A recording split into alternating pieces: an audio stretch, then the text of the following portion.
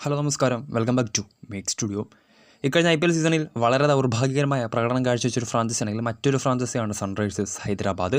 കഴിഞ്ഞ IPL അതായത് IPL 2025 ഫൈനലിസ്റ്റുകളായിരുന്നു നമുക്കറിയാം സൺറൈസേഴ്സ് ഹൈദരാബാദ് ബാറ്റ്സ്മാൻസ് നയിച്ച സംഘം. അന്ന് നിർഭാഗ്യവശാൽ കലാശ പോരാട്ടത്തിൽ KKR തോറ്റ് റണ്ണേഴ്സ് അപ്പ് ആവാനായിരുന്നു ഹൈദരാബാദിൻ്റെ വിധി. എന്നാൽ ആ ഒരു പ്രകടനം പക്ഷേ കഴിഞ്ഞ IPL സീസണിൽ അതായത് IPL 18ാം പതിപ്പിൽ കാഴ്ചവെക്കാൻ ഹൈദരാബാദിന് സാധിച്ചില്ല. വളരെ മികച്ചൊരു ബാലൻസിങ് സ്കോർ ഉണ്ടായിട്ട് പോലും പേരിനൊത്ത പ്രകടനം പുറത്തെടുക്കാതെ പോയത് ഹൈദരാബാദിൻ്റെ പരാജയങ്ങളുടെ ആക്കം കൂട്ടി.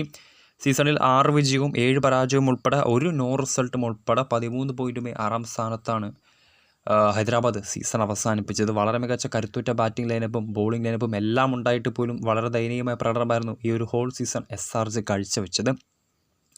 ഓപ്ഷനിലൂടെ മുഹമ്മദ് ഷമി, ഹർഷൽ പട്ടേൽ, ഇഷാൻ കിഷൻ തുടങ്ങിയ വമ്പൻ താരങ്ങളെ കൂടാരത്തിലേക്ക് എത്തിച്ച ഹൈദരാബാദ് തങ്ങളുടെ 2ാം IPL കിരീടമായിരുന്നു ലക്ഷ്യം വെച്ചത്. പക്ഷേ വലിയ വില കൊടുത്തു വന്ന താരങ്ങളെല്ലാം ആ ഒരു പേരിനൊത്ത പ്രകടനം പുറത്തെടുക്കാതെ പോയത് ഹൈദരാബാദിന് തലവേദന തന്നെയായിരുന്നു ഈ ഒരു സീസൺ മുഴുവൻ നമ്മൾ കണ്ടത്. അതോടൊപ്പം തന്നെ അഗ്രസീവായി കളിക്കുന്ന ബാറ്റർമാരെല്ലാം തുരുതുറ വിക്കറ്റുകൾ വലിച്ചെറിയുന്നതും ഹൈദരാബാദിൻ്റെ പരാജയങ്ങളുടെ ആക്കം കൂട്ടി.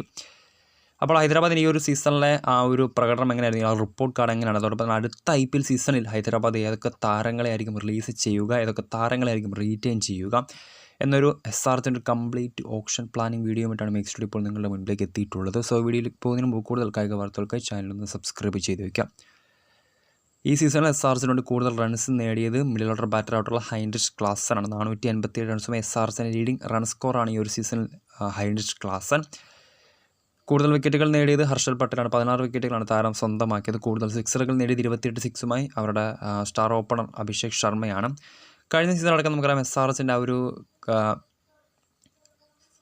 ഫൈനൽ പ്രവേശനത്തിലടക്കം നിർണായക പങ്ക് വഹിച്ചത് അവരുടെ ആ ഒരു ഓപ്പണിംഗ് കരുത്ത് തന്നെയായിരുന്നു അഭിഷേക് ശർമ്മയും അതോടൊപ്പം തന്നെ ട്രാവിസ് ഹെഡും.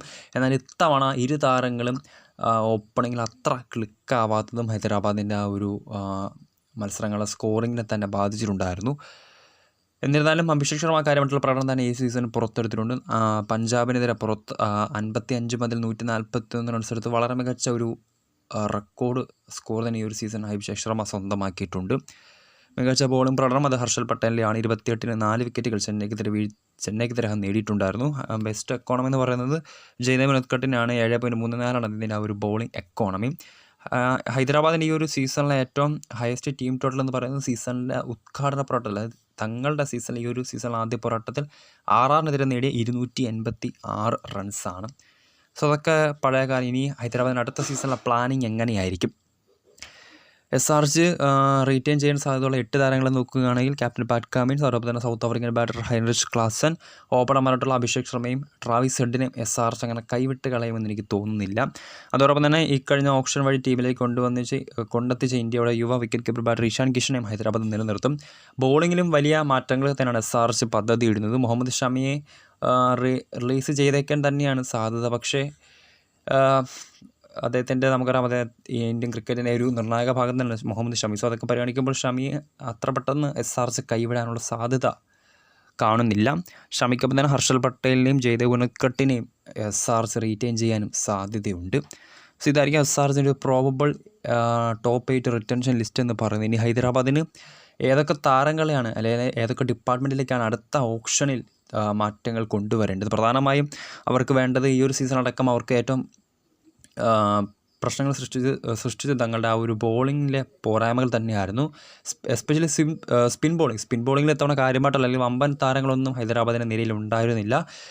യുവതാരം ഇഷാൻ മലിംഗയുടെ പ്രകടനം മികച്ച തന്നെയായിരുന്നു. പക്ഷേ എന്നിരുന്നാലും സ്പിൻ ബോളിങ്ങിൽ വലിയ മാറ്റങ്ങൾക്ക് തന്നെ ഹൈദരാബാദ് പദ്ധതി ഇട്ടേക്കാം. ഒരുപിടി മികച്ച താരങ്ങളിൽ തന്നെ എസ്പെഷ്യലി ഫോറിൻ ഇന്ത്യൻ മിക്സ്ഡ് സ്പിന്നേഴ്സിന് ഹൈദരാബാദ് അടുത്ത സീസണിൽ നോട്ടം ഇട്ടേക്കാം. അതോടൊപ്പം തന്നെ കുറച്ച് ക്വാളിറ്റി ഓൾറൗണ്ടേഴ്സിന് ഹൈദരാബാദ് നോട്ടം വെച്ചു. കാരണം അവരുടെ ആ ഒരു ബാറ്റിംഗ് ലൈനപ്പ് കുറേ നേരത്തെ തുടക്കത്തിൽ പറഞ്ഞ പോലെ അഗ്രസീവായിട്ടുള്ള ബാറ്റേഴ്സാണ് ഹൈദരാബാദിൻ്റെ ടോപ്പ് ഓർഡർ ബാറ്റേഴ്സ്. സോ വിക്കറ്റുകൾ വലിച്ചെറിയുകയാണെങ്കിൽ മിഡിൽ ഓർഡറിൽ അതെല്ലാം പരിഗണിക്കേണ്ടതായിട്ട് അല്ലെങ്കിൽ പരിഹരിക്കേണ്ടതായിട്ടുള്ള കുറച്ച് ഓൾറൗണ്ടേഴ്സിന് ഹൈദരാബാദ് ലക്ഷ്യം വെച്ചേക്കും. അതോടൊപ്പം തന്നെ പേസ് ബോളിങ്ങിൽ ചില മാറ്റങ്ങൾ ഹൈദരാബാദ് പദ്ധതി ഇട്ടേക്കും. കാരണം ഷമിയും ഹർഷലിനെയും ഉനദ്കട്ടിനെയും റീറ്റെയിൻ ഒപ്പം പാറ്റ് കമിൻസും ചേരുന്ന ബോളിംഗ് ലൈനപ്പിലേക്ക് കുറച്ച് 1-2 മാറ്റങ്ങൾ ഹൈദരാബാദ് നടത്തിയേക്കും. കാരണം എന്നിരുന്നാലും അവരുടെ സ്കോഡൊന്ന് സ്ട്രെങ്തായിട്ട് വരികയുള്ളൂ. സോ ഇതായിരിക്കും ഹൈദരാബാദിൻ്റെ ആ ഒരു ഓപ്ഷൻ പ്ലാനിങ്. കമ്മിൻസിൻ്റെയും Klaasen, Abhishek Sharma, Travis Head, Ishan Kishan, Harshal Patel, Jaydev Unadkat, Muhammad Shami എന്നിവരായിരിക്കും SRH റീറ്റെയിൻ ചെയ്യാൻ ഒരു മോസ്റ്റ് പ്രോബബിൾ സാധ്യത.